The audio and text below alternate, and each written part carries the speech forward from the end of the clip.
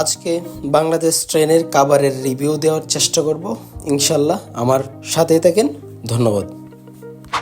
Hello everyone, আসসালামু আলাইকুম ওয়া রাহমাতুল্লাহি ওয়া বারাকাতুহু। আমরা শুরুতেই চট্টগ্রাম থেকে ঢাকার উদ্দেশ্যে তুরনা এক্সপ্রেস ট্রেনে উঠে পড়ি এবং আপনারা দেখতেই পাচ্ছেন আগের চেয়ে অনেক উন্নত মানের বগি, কোরিয়ান কোচ। সো আমরা আমাদের টিকিট অনুযায়ী সিট বের করে আমরা সুন্দরভাবে আমাদের সিটে বসে যাই।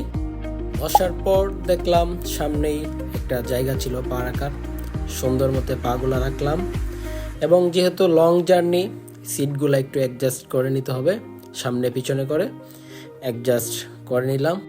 আর আমাদেরকে জার্নি করতে হবে প্রায় চট্টগ্রাম থেকে ঢাকা পর্যন্ত 5 ঘন্টার। এরপর সামনেই দেখি একটি মিনি টেবিল সিটের পিছনে, আমার পকেট থেকে মোবাইল, মানি ব্যাগ, হেডফোন সবগুলোই টেবিলের উপর রাখলাম। এরপর দেখলাম আমাদের পাশে একজন চকলেট বিক্রি করতেছে। সো আমরা বললাম আমাদেরকে 2টা ম্যাঙ্গো বার দেওয়ার জন্য।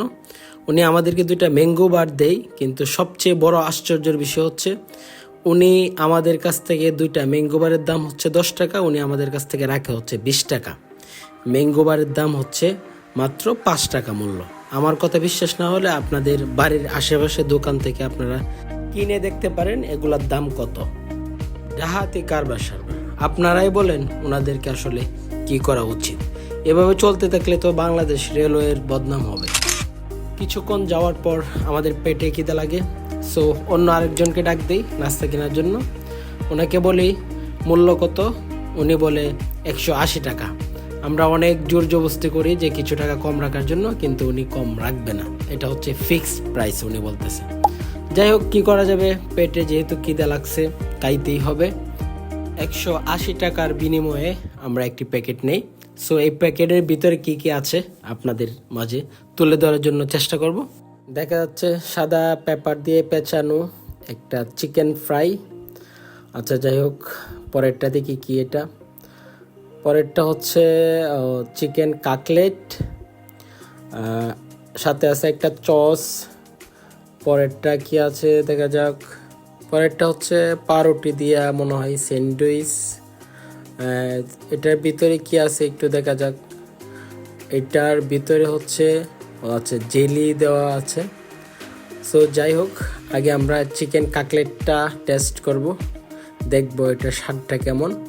সবচেয়ে বাজে একটা টেস্ট লাগতেছে, তারপরও চস দিয়ে দেখি কেমন লাগে, টেস্টটা চেঞ্জ আসে কিনা। চসটা কামড় দিয়ে ছিটতে হবে, যেহেতু হাত 2টা, কিছু করার নাই। তারপরও দেখি টেস্টটা কেমন লাগে।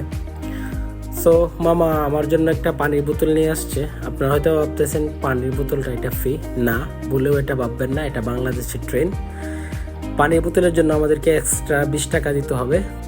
আর এই খাবারের টেস্ট হচ্ছে সবচেয়ে বাজে, খেতে পারতেছি না, রেখে দিতে হবে, আর নয়তো বমি করতে হবে। এই ছিল বাংলাদেশ ট্রেনের খাবারের রিভিউ। আসলে এটার নাম চিকেন কাটলেট না দিয়ে চিকেন আটার পিঠা দিতে পারতো নামটা।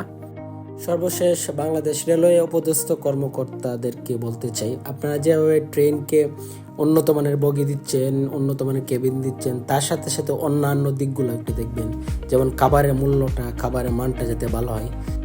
দেখেন আমাকে টিস্যু দিছে ইউজ করার জন্য, ম্যাথমেটিক্স কাতার পেপারের মতো শক্ত। এটা কি টিস্যু নাকি কাতার পাতা, এটা বোঝা বড় দায়। যাই হোক, সকলকে আমার পক্ষ থেকে সালাম, আসসালামু আলাইকুম ওয়া রাহমাতুল্লাহি ওয়া বারাকাতুহু।